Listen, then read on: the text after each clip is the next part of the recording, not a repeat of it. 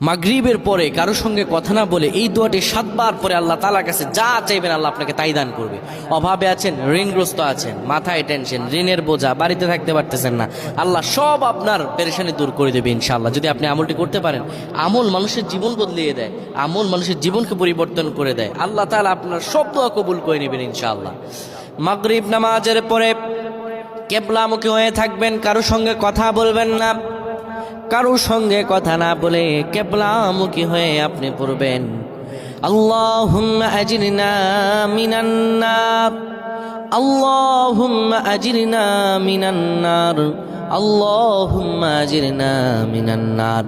যদি এটি আপনি মাগরিব নামাজের পরে কারো সঙ্গে কথা না বলে পড়ে 7 বার পরে দুটি হাত তুলে আল্লাহর কাছে দোয়া করেন, আল্লাহ জাহান্নামের আগুন থেকেও বাঁচাবেন এবং আল্লাহ আপনার সব দোয়াগুলো কবুল আর মঞ্জুর করে নেবেন।